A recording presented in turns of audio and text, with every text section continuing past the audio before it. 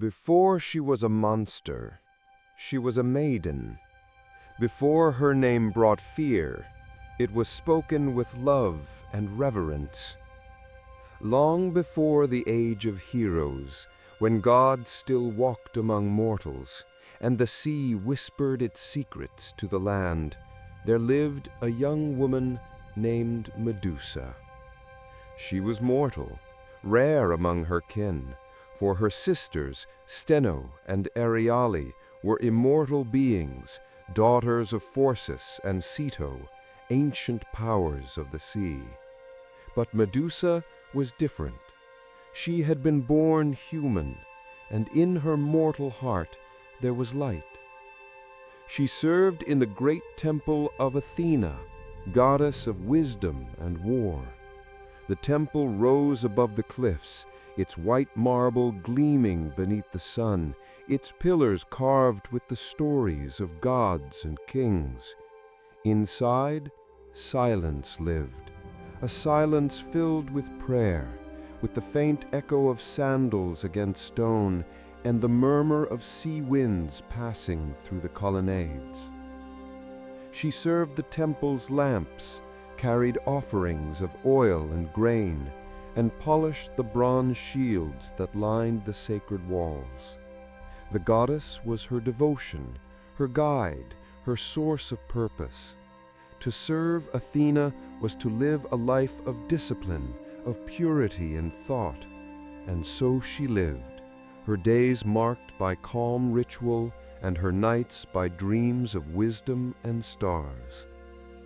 They said her hair shone like sunlight on water, and that her eyes, when she lifted them, were bright as the Aegean itself. Yet her beauty was not her intent. It was merely the reflection of the serenity within her. But the world of gods and men rarely leaves such serenity untouched.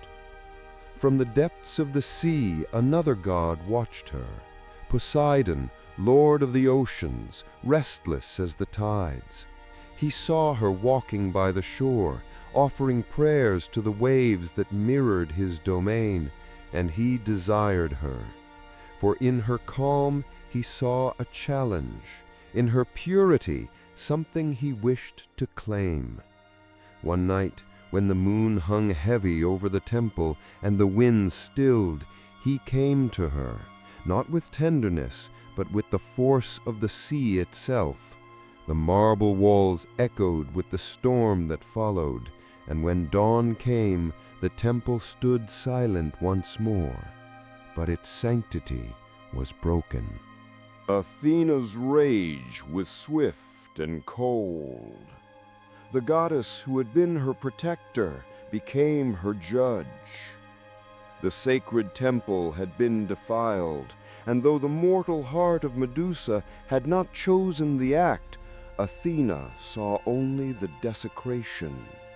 She saw the violation of her space, and she turned her wrath upon the one who could still bleed.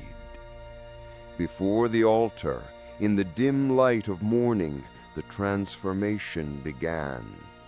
Athena's eyes blazed like molten silver, and her voice filled the air like the clash of distant thunder. "Your beauty," she said, "has brought ruin, so let it be your curse." Medusa fell to her knees as her reflection shattered within her tears. Her golden hair twisted, hissed and coiled, locks becoming serpents, alive and writhing, their scales gleaming like emeralds in the dark. Her once gentle gaze turned into a mirror of death, for any who met her eyes would find their flesh turned to stone. Silence followed. The temple grew cold. The goddess turned away, and Medusa, shunned and broken, fled into exile, into the wild lands where no man dared tread. She wandered through forests where the leaves whispered her name, past cliffs where the sea crashed like the heartbeat of a forgotten god. Every creature that crossed her path met her eyes and became still forever, a statue of fear, a monument to her sorrow. The years turned, and Medusa's tears turned to stone as well. Her grief hardened into silence, her heart into solitude. She built no home and spoke to no one. Only the serpents kept her company, whispering softly, coiling around her shoulders like memories. And though the world feared her, she had harmed no one who had not sought her first. In time, the stories began. They called her monster, gorgon, beast of horror. They said her blood was venom, that her stare could kill gods. And in their fear, they forgot the truth, that once she had been human and holy and kind. Yet deep inside her, some fragment of that old purity remained. In her dreams, she still saw the temple and heard the waves against the marble steps. Sometimes she would lift her face to the stars and whisper a prayer, not for forgiveness, but for peace. The world above forgot her name, but the sea did not. Sometimes, when the moonlight touched the waves just right, Poseidon's realm stirred with regret. And the goddess Athena, though silent, remembered too. Thus began the long exile of Medusa, neither mortal nor divine, cursed yet enduring, feared yet alone. In the quiet edges of the world, her legend began to root, and where fear took hold, myth would follow. They said she lived in a land beyond the edge of Greece, where the winds carried no names and the mountains were sharp as blades. There, in a cave of stone and shadow, she made her home. The ground outside was littered with statues, heroes, thieves, wanderers, all who had sought her head to win glory or favor. Each one had met her gaze and become a silent guardian of her grief. The serpents upon her head moved softly when she breathed, their scales glinting faintly in the filtered light. Sometimes they hissed at the memory of footsteps, but mostly they rested. They were part of her now, as natural as her heartbeat. At times, she would walk among the statues, pausing beside one whose face seemed young, whose sword was still half drawn. She would sigh, a sound softer than the wind, and whisper, "I did not wish this." But the stone never answered. The silence was her only reply. Still, in the deep of night, she found a strange peace. The stars did not judge, and the moon did not turn away. In their light, she felt something like forgiveness, not from the gods, but from the universe itself. In her solitude, she came to understand something that neither Athena nor Poseidon had seen. The curse that made her feared also made her free. She belonged to no god, no temple, no man. Her power was her own. She no longer prayed, nor begged the heavens for release or redemption. Instead, she learned to listen to the whispers of the wind through her cave, to the beating of her heart, steady and alive. and perhaps that was her truest victory. But the world of men is not kind to those who live apart. Even far away, her story reached the ears of kings. One day, a new name would enter her silence, a hero born of gods and mortals both, armed with divine gifts and destined to find her. Perseus, the son of Zeus, the slayer to be. He had been sent on a quest that no man was meant to survive, to bring back the head of Medusa, the monster of the Gorgons.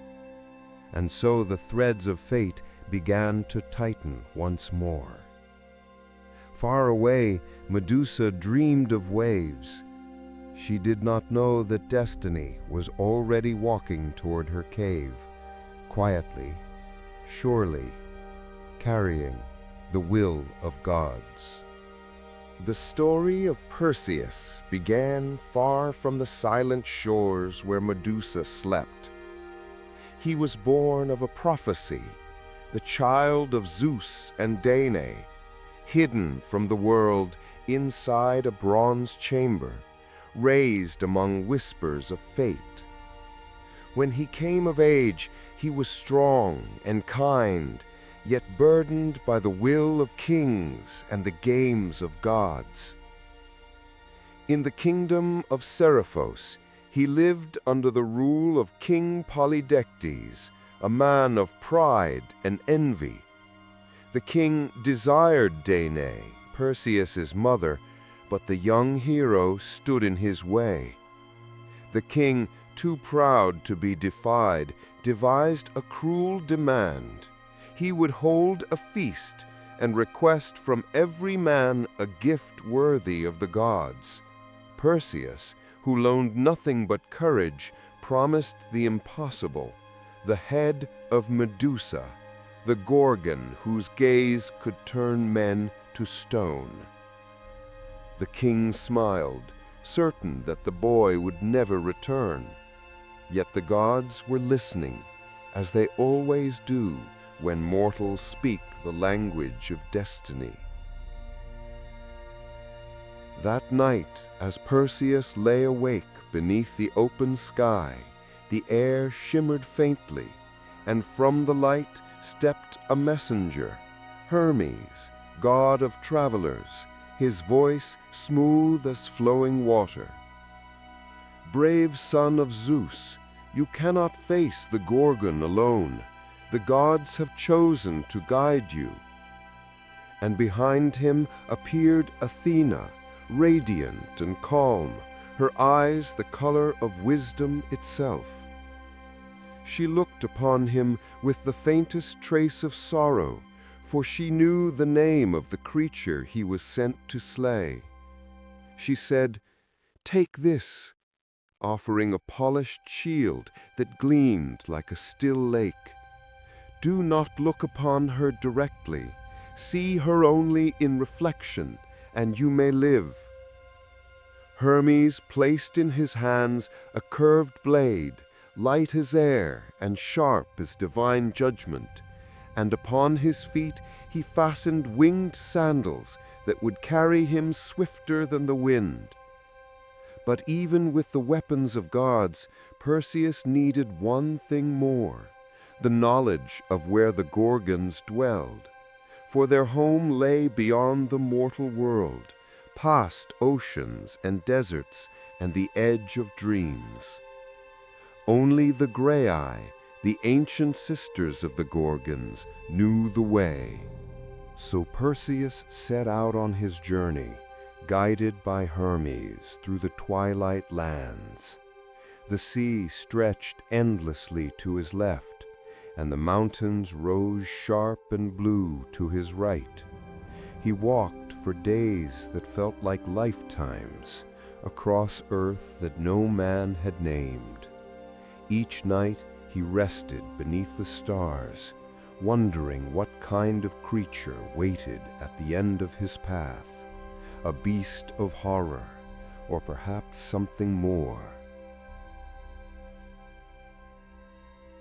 The Graei were ancient beyond measure, 3 gray sisters who shared a single eye and a single tooth among them. They sat in a cave by the sea, weaving the mists of dawn and murmuring secrets of the gods. When Perseus approached, the wind around them seemed to still, as if the world itself were listening.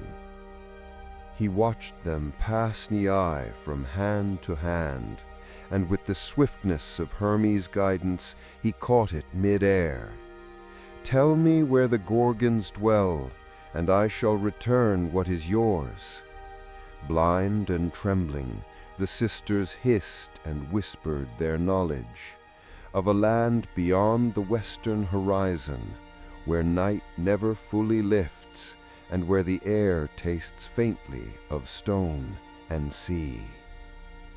Satisfied, Perseus returned the eye and turned toward the endless dark. The sisters' voices followed him, echoing faintly, "Beware the gaze, child of Zeus. Beware the silence." With every mile the world grew stranger. The trees thinned into pale specters, and the rivers slowed as though time itself had grown tired. Even the stars changed their patterns, forming constellations unknown to mortal men. Yet Perseus pressed on, carried by the wings upon his feet and the weight of his promise. There were moments of stillness on that long journey, when he would stop beside the sea and stare into its depths, seeing not his reflection, but a shimmering of something ancient, as if the ocean itself remembered the woman he was meant to kill. Somewhere beneath the waves, Poseidon stirred, silent and watchful, his eyes tracing the path of the mortal who would soon undo what he had begun.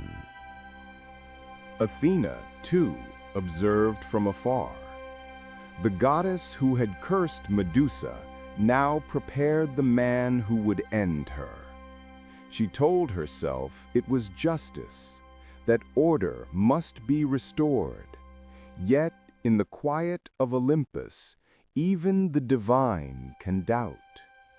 She remembered the girl who once knelt at her altar, the light in her eyes, and wondered whether punishment had turned to cruelty. But the threads of fate were already woven. Perseus was a piece of the tapestry, and even the gods could not unmake the pattern once it began. He crossed deserts where the air shimmered like glass, mountains crowned in mist, and islands that sang with strange voices. He met spirits of the wind, shadows that spoke in riddles, and the quiet faces of statues half buried in sand, reminders perhaps of those who had once looked upon Medusa and never looked away again. At last, he reached the farthest edge of the world, where the ocean fell into darkness and the air smelled of salt and stone. There he found the land of the Gorgons, a place where sunlight came only in slivers, and every breeze carried a whisper of fear. Perseus landed softly upon the rocky shore. Around him lay the still forms of men and beasts, their faces frozen in the instant between terror and surrender. He moved carefully among them, each step measured, each breath slow, his shield angled to catch only reflections. He saw no movement, only the faint shifting of shadows within a distant cave. Inside, the air pulsed with the soft hiss of serpents. The cave walls glowed faintly, as if the stones themselves remembered every scream they had ever heard. Perseus paused at the entrance. The stillness before him was not merely silence, it was waiting. The kind of silence that breathes, that listens. He raised his shield and saw, upon its polished surface, a figure moving within the darkness. A woman seated upon stone, her head bowed, her hair alive with serpents that whispered against her skin. For a long moment, he did not move. She seemed neither beast nor goddess, but something caught between, the sorrow of mortality and the power of divinity entwined. The stories had called her monster, yet in her reflection he saw exhaustion, not malice. Her eyes, half closed, gleamed faintly in the dim light, as though she dreamed of a world that had long forgotten her name. His heart hesitated, torn between duty and pity. But heroes are not made by mercy, and destiny is a cruel master. With the blade of Hermes ready in his hand, and Athena's voice whispering in his mind, he stepped silently toward her. The serpents stirred, sensing motion. Their hissing rose like the rustle of leaves before a storm. Medusa lifted her head slightly, her expression unreadable. She could not yet see him, for he moved only by reflection, a ghost of himself mirrored in the silver of the shield. For one heartbeat, time seemed to stand still, the mortal and the cursed, the slayer and the slain, bound together by the will of gods who had long stopped listening. He drew in a breath, steady as the sea before a wave, and raised his blade.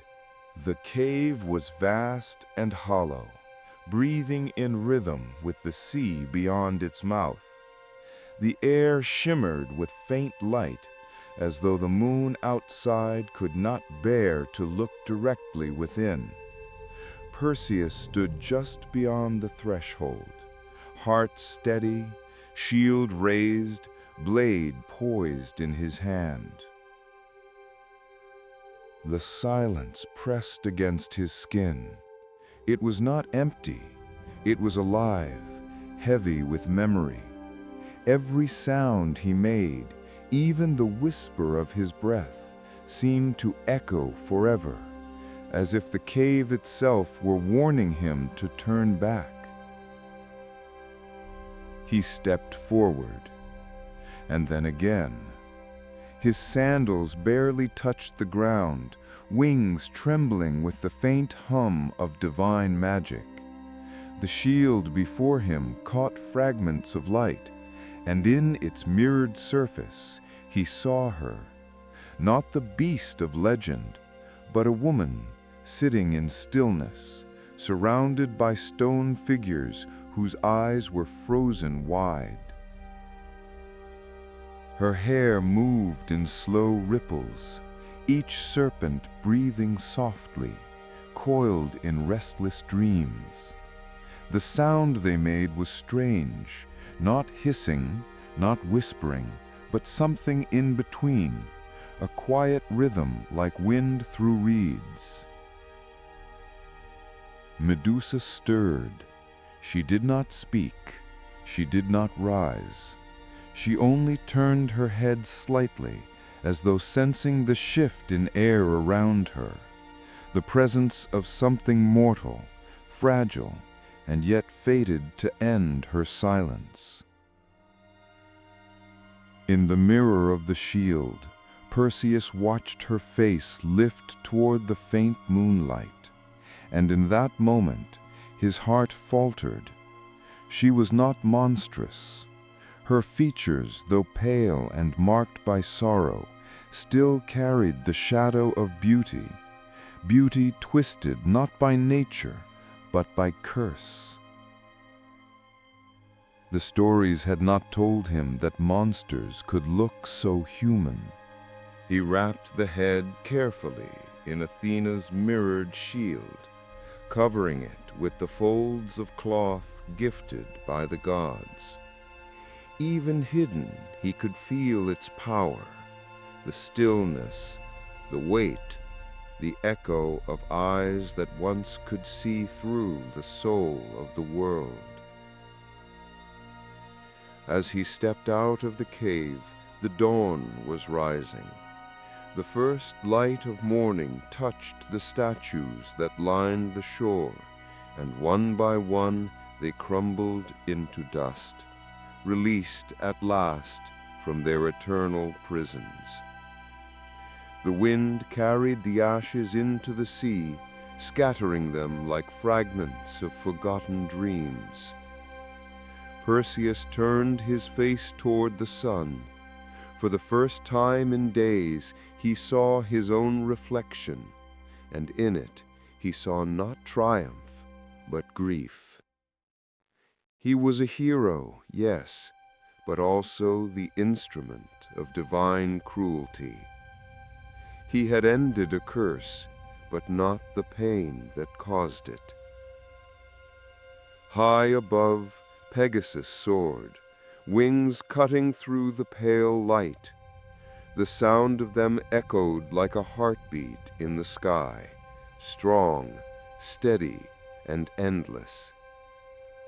Perseus watched until the creature was a distant shimmer, and for a fleeting instant he wondered if Medusa could feel that freedom somewhere beyond the veil of death. The sea murmured softly beside him, waves curling over the stones. The rhythm reminded him of her voice, quiet, constant, full of unspoken things. He realized then that her story was not of monstrosity, but of transformation, a life rewritten by gods who feared the power of mortal beauty and the vengeance of mortal sorrow. In the heavens, Athena stood in silence. She watched him through the veil of clouds, her shield faintly glowing. For the first time in an age, she felt the weight of what she had done. The girl who once prayed in her temple was gone, and in her place there was only myth, a name retold until pity became fear and truth became legend. Zeus spoke no word. Poseidon stirred in the depths, but did not rise. The gods had what they wanted, balance restored, honor avenged, order renewed. Yet none of them looked upon the sea that day, where the waves glowed faintly gold, as though they mourned the woman who had once walked their shores. Perseus began his long journey home. The road was the same, yet it felt different, quieter, heavier. Every shadow seemed to carry her shape. Every breeze whispered her name. When he passed again by the lands of the Graiae, they did not speak. They only bowed their heads, as if acknowledging the weight of fate fulfilled. In the reflection of their single eye, he saw Medusa's face again, not in anger, but in peace. Night fell. Perseus rested by the shore, laying his weapons beside him. The stars above seemed brighter, closer, as if the sky itself leaned in to listen. He dreamed of a woman with golden eyes, standing beneath an endless sea of clouds, her hair still alive, but gentle now, no longer serpents, but strands of light, moving like waves in the wind. She did not speak, yet her presence filled the air with something beyond words. Forgiveness, perhaps, or simply understanding. When he woke, the world was still. The sea was calm. The sun rose like a promise of quiet renewal. He carried on. Years later, when Perseus laid the Gorgon's head before Athena, she took it without a word. She placed it upon her shield, the aegis, where it would forever stare outward, a warning to enemies, a symbol of divine power. Yet even then, when the goddess lifted her weapon in battle, some swore they heard a whisper from within the bronze, not of rage, but of memory. The whisper of a woman wronged, whose beauty had been her undoing, whose curse became her legacy. And though Perseus's name lived on in songs and temples, it was Medusa who lingered in dreams. Her story stretched far beyond death, told in shadows, carved into marble, whispered by waves. Some said that each time the wind passed over the sea, it was her sigh they heard. Others swore that when the moonlight touched still water, her reflection flickered there, neither human nor monster, but something eternal. Because myths do not end with death, they ripple through time, through hearts and voices, reshaping themselves with every telling. And somewhere in the quiet places of the world, Medusa's story still breathes, not as a warning, but as a prayer. A reminder that even the cursed can be remembered with gentleness, that beauty and sorrow often share the same face, that monsters are made, not born, and that, in the soft stillness after tragedy, something sacred always remains. The sea stretched endlessly before him, silver beneath the rising sun. Perseus flew low over the water, the wind cool against his face, the sound of wings steady behind him. He carried the Gorgon's head in a satchel of bronze and silk, sealed carefully, hidden from the world. Yet even covered, it pulsed faintly, a quiet heartbeat that did not belong to the living. Each time he looked toward the horizon, he felt its weight tug at his shoulder. The air around him seemed to ripple, bending slightly, as if reality itself shifted in its presence. He wondered whether the gods could truly control such power, or whether they merely feared it. Below him, the sea murmured. The waves moved in slow rhythm, as though echoing a heartbeat beneath their surface. And sometimes, when the wind turned, he thought he heard a whisper, soft and distant, like a woman's sigh carried upon the tide. He did not speak of it. He only flew on. Days passed. Nights stretched long and dreamlike. When Perseus slept, he dreamed of eyes, not cruel, but endless. Eyes that saw everything, that understood too much. In those dreams, Medusa's face was calm. her gaze no longer petrified, but simply watched, as though waiting for something he could not name. The gods had granted him swiftness, and so the land came quickly. He crossed islands veiled in mist, mountains older than language, rivers that glowed faintly beneath the moon. But the world seemed quieter now. Every creature he met fled from his shadow. Even the birds kept to the edges of the sky. At last, he reached the western edge of the earth, the land where Atlas held the heavens upon his shoulders. The Titan stood motionless, vast as mountains, his skin carved by centuries of wind and storm. Perseus approached with reverence, calling out that he sought only rest and guidance.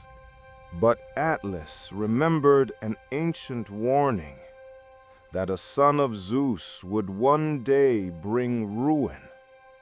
And seeing Perseus's shining weapons and divine bearing, he grew fearful and refused him entry.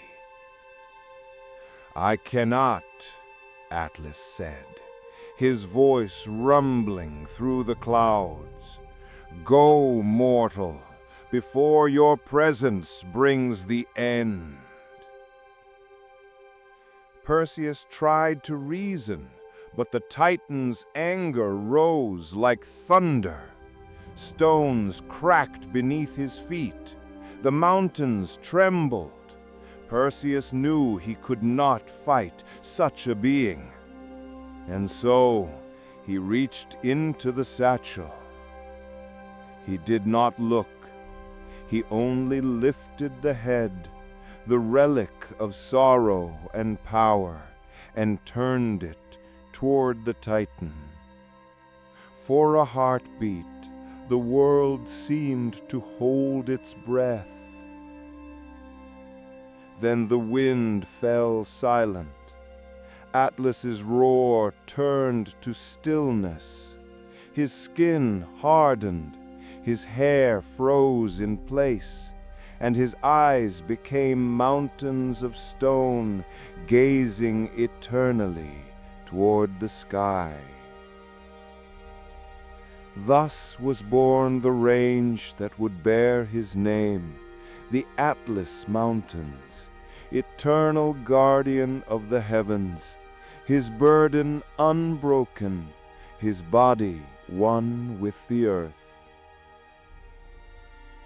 Perseus bowed his head, not in triumph, but in sorrow. Even mercy had turned to stone.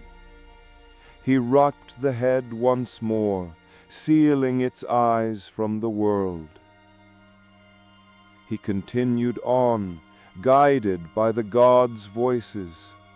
Hermes whispered of safe paths through storm and shadow, while Athena's calm tone reminded him of purpose.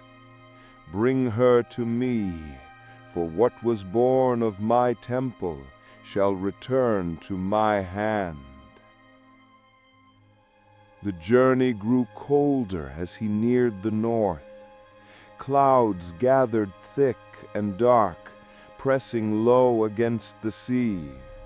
Lightning burned across the horizon.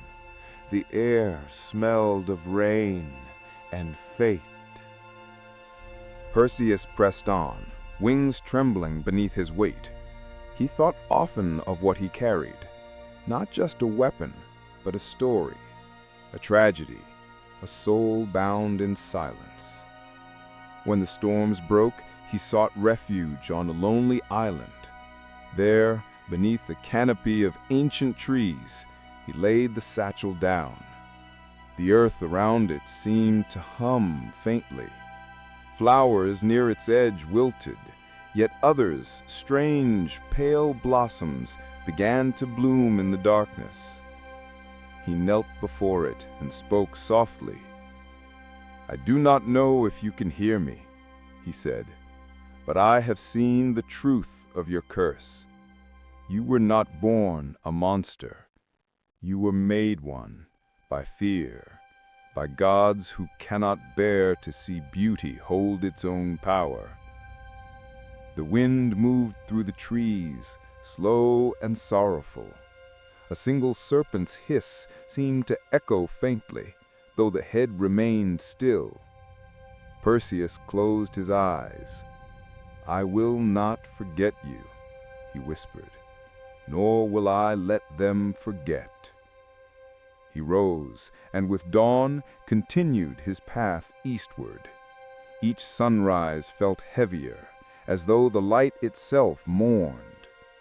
When he passed over villages, people shielded their eyes from his shadow, sensing something divine, something dreadful, something both.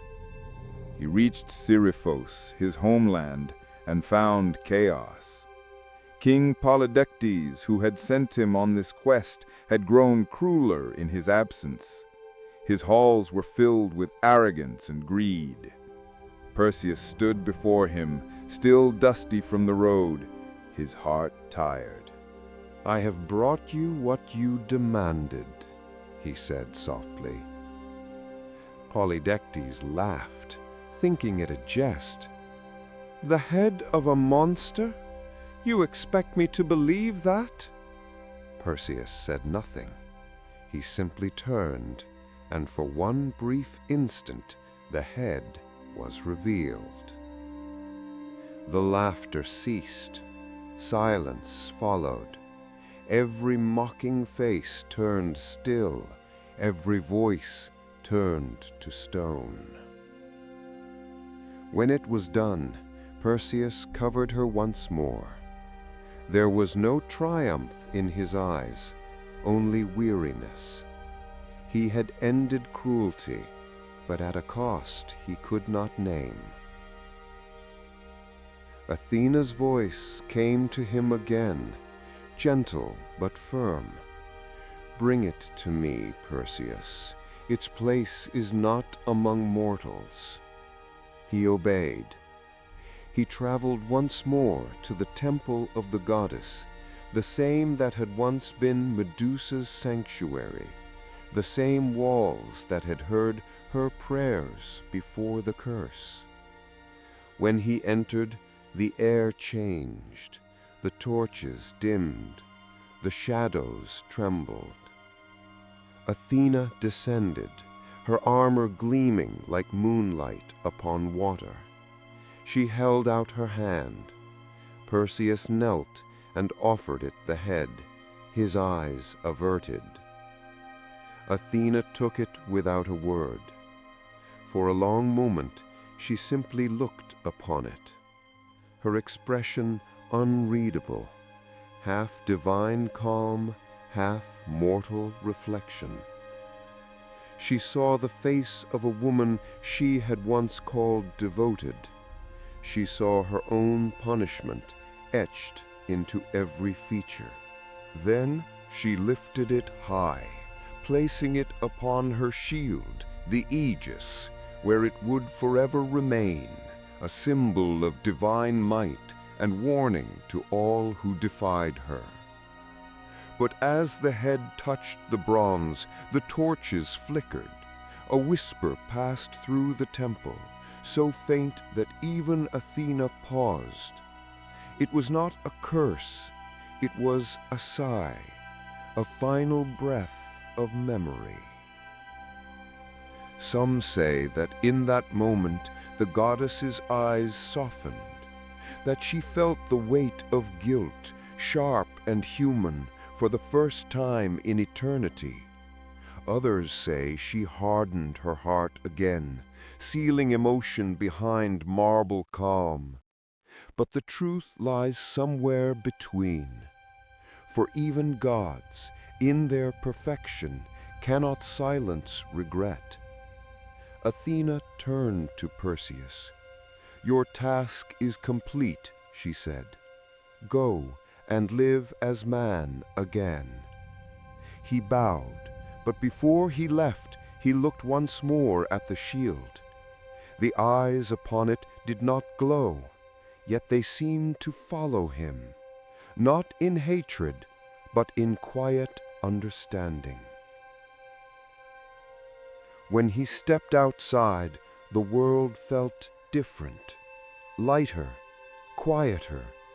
The sea wind brushed his face, and for the first time in a long while, he smiled, not because of victory, but because of release. Behind him, the temple stood silent. Within its stone walls, Athena placed the shield upon her altar. The light caught upon its surface, and for a moment it almost seemed alive, not with threat, but with remembrance.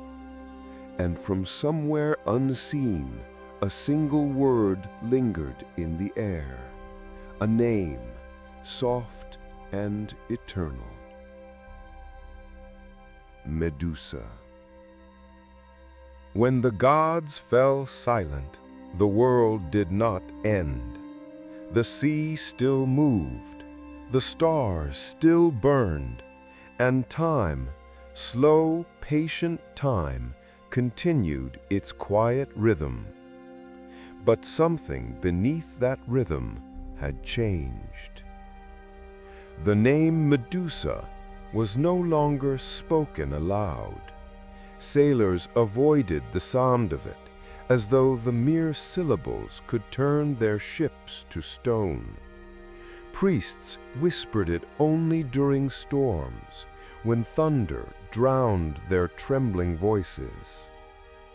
And yet her image remained, carved into shields, etched into temple doors, woven into the armor of kings and gods alike.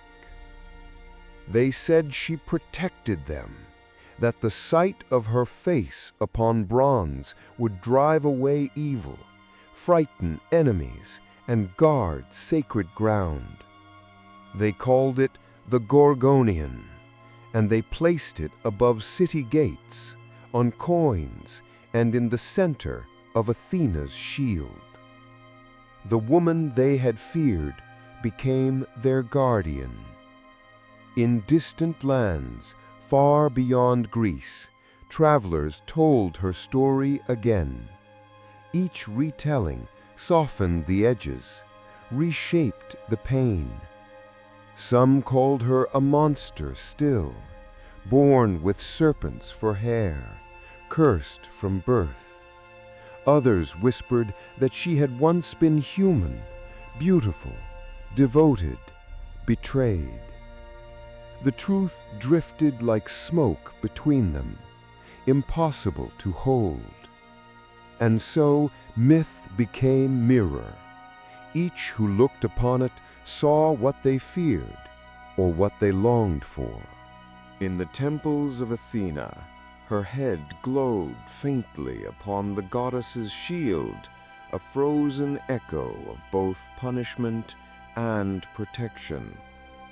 When worshippers knelt before the statue, they could not tell whether Athena's calm eyes or Medusa's silent ones watched them more closely. Some said Athena felt remorse, though she never spoke of it. Others claimed the goddess, proud and distant, used Medusa's image to remind mortals of the price of defiance. But perhaps both were true, for every god carries contradiction, and every myth two sides of truth.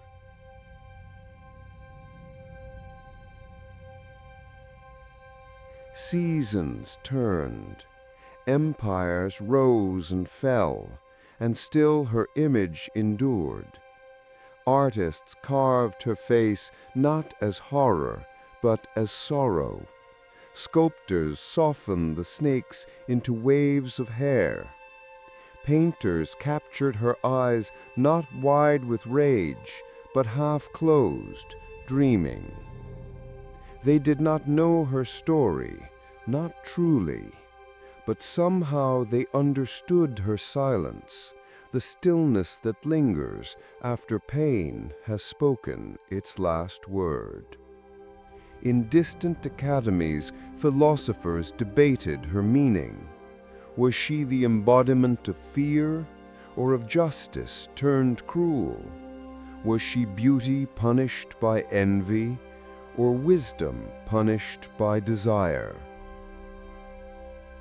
None could agree, and yet all of them felt her presence, that quiet pull between fascination and dread, between what destroys and what endures.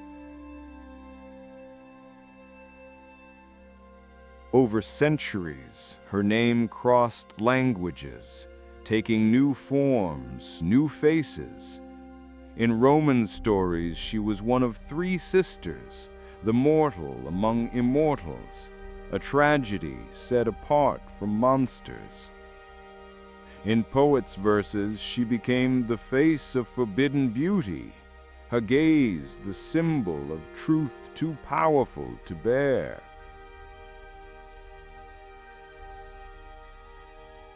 Even as marble crumbled and temples fell to dust, her eyes outlasted time. They looked from coins lost in the sand, from walls half buried by centuries. Wherever they were found, people still hesitated to meet them.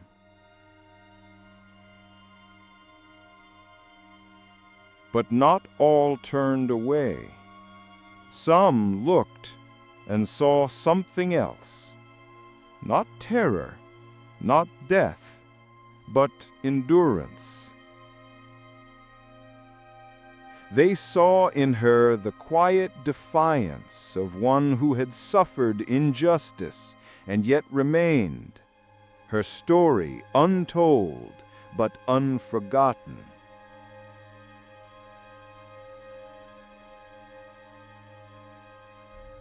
And so, slowly through the long corridors of time, Medusa began to change again, not in form, but in meaning. She became a question rather than an answer, a mirror rather than a monster.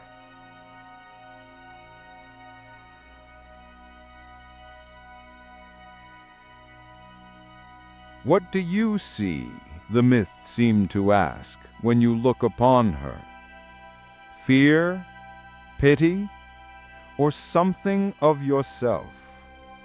For myths are not meant to stay still. They breathe as we breathe, shifting with every age. And in the long silence after the gods, Medusa's story learned to breathe again. Time carried her name like a whisper through the ages, never vanishing, only changing shape, as if each century found a new way to look upon her, and each reflection revealed more of us than of her. In marble halls, scholars once threw her face to study fear itself, measuring the curve of her lips, the tilt of her gaze, and the delicate twist of each serpent, claiming to see in those lines the limits of beauty, that thin, trembling edge where desire and danger meet, though none of them saw the woman beneath the legend. Her pain had been buried beneath centuries of interpretation, her suffering rewritten as spectacle, her curse retold as lesson, her name reshaped by those who feared her power far more than they ever sought her truth. In the art of Rome, she became the perfect warning, beauty turned deadly, while in Byzantium, her image guarded temples and shone from mosaics meant to ward off evil. Even as faiths rose and fell, her stare endured, shimmering through candlelight and shadow. The gorgonion remained upon shields and doorways, but it no longer screamed. It only watched, silent, patient, eternal. A reminder that power can protect just as easily as it can destroy. Then came the poets. They spoke of her softly, almost lovingly, as though their own words might shatter her. And in her tragedy, they saw not monstrosity, but injustice. A woman punished not for her deeds, but for her existence. In their verses, she was no longer a creature of vengeance, but of sorrow. Her hair of snakes transforming into symbols of renewal. Each coil a sign of the natural world reclaiming what men had once feared to touch. Her eyes, once weapons, became mirrors for empathy, unblinking, eternal, misunderstood. Painters followed in their wake, placing her in dim light, surrounded by the stillness before dawn. Her gaze softened, and her lips half open, as though caught between breath and forgiveness, painting her as both victim and divinity, as both warning and wisdom. And so she began to divide, half monster, half muse, the shadow of men's fear entwined with the light of women's strength. Centuries passed, her name lingering in the dust of libraries and in the corners of mythologies retold for kings and scholars, until, in the quiet turn of modern thought, she began to rise once more. Writers saw in her not horror, but injustice, a story that echoed in every silenced voice. They spoke of a woman who had been wronged, whose body had been claimed, whose pain had been turned into punishment. In her transformation, they recognized the pattern of history itself, how fear of the feminine had been carved into the stone of culture. And they looked at her, not as a myth to fear, but a truth to face. Her face appeared again on book covers, in art galleries, and whispered across classrooms, not to frighten this time, but to challenge, not to curse, but to awaken. Some called her the first woman whose story had been twisted by power. Others called her the symbol of all who had been silenced, whose voices were turned into warnings instead of songs. Still, the myth persisted, unchanged in form, but alive in meaning. For Medusa was never meant to die, she was meant to transform. Her curse became metaphor, her image became rebellion, her silence became speech.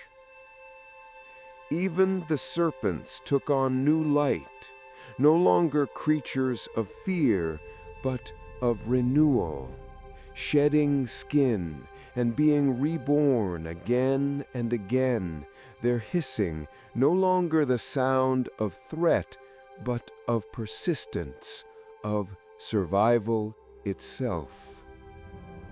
Artists began to reclaim her image, sculpting her with her head held high and her eyes open yet peaceful, a woman aware of her power, not ashamed of it, while poets wrote her name like a prayer, not a warning, and with each retelling, the balance shifted further from curse to reclamation.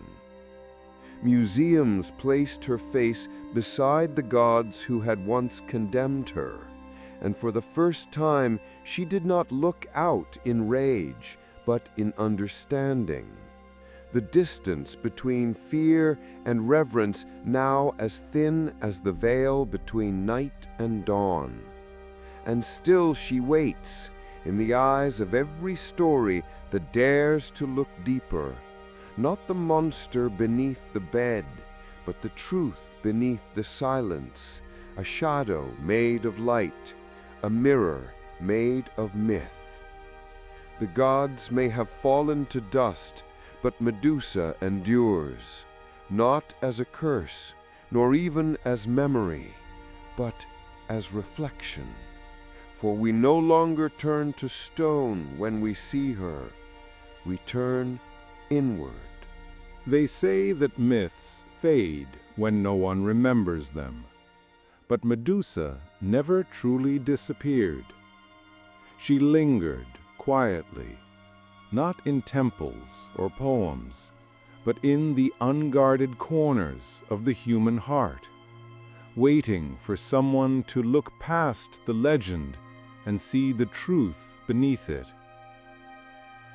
Through centuries of silence, her story endured like a pulse beneath the world's noise, steady, patient, almost unseen. When artists painted her anew, when poets whispered her name again, when voices rose to reclaim her as one of their own, the myth stirred once more. No longer bound to marble or fear, Medusa became something else, not a creature of punishment, but of persistence, not the echo of divine cruelty, but the symbol of survival itself. In every retelling, the edges softened further, and truth began to breathe through the cracks of legend. Her eyes, once said to turn men to stone, became symbols of clarity, the ability to see what others refuse to face. Her serpents, once symbols of terror, became marks of transformation, each one shedding its skin like a memory released to make room for rebirth. The story that had begun with cruelty began to end with compassion. Those who told her tale no longer whispered of monsters and heroes, but of injustice and endurance. They no longer feared her gaze. They met it.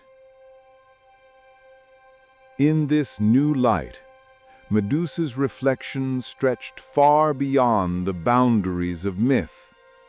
She became art and protest, poem and symbol.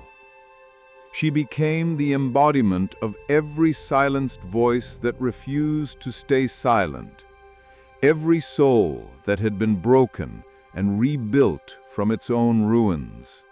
Where once men carried her image into battle for protection, women now carried it as truth, a mark of defiance, a quiet declaration that fear no longer held power over them. The gaze that once froze became the gaze that freed. And so Medusa's legacy was reborn in the places that needed her most. She appeared in classrooms and museums, on murals and pages, in songs and movements, no longer chained to the cruelty of gods or the vanity of heroes.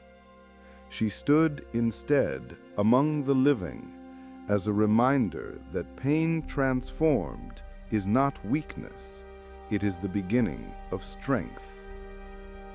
In this way, she became eternal, not as a ghost or divine spirit, but as reflection, the mirror held up to every generation, asking quietly, "What will you do with the power you fear?"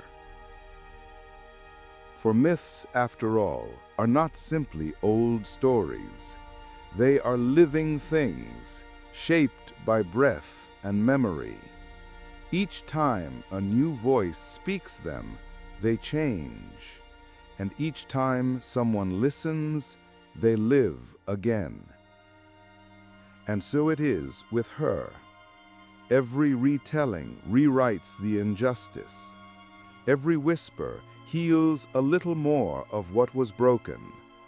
Every gaze into her eyes, whether of fear, curiosity, or reverence, becomes an act of recognition, a quiet promise that her story was never in vain. Perhaps that is why, even now, we still draw her face. We still speak her name, because deep within the myth of the Gorgon lies something profoundly human, the will to survive what should have destroyed us, and to emerge not as stone, but as something shining and awake. In her we find our reflection, our rage and sorrow, our silence and our song. She is not above us, nor beneath us. She is of us, a reminder that what the gods once cursed, humanity can redeem. And when you close your eyes and think of her, not the monster of marble, but the woman beneath, you might hear it too, that low, steady hum of life that refuses to fade, the whisper of scales against stone, the soft breath of something ancient learning, at last, to rest. For Medusa does not end in tragedy. She ends in transformation, in light folding over shadow, in silence becoming song. And though the gods who cursed her have long since turned to dust, she remains, unblinking, eternal, and alive, not in fear, but in the quiet knowing that she was never truly the monster at all.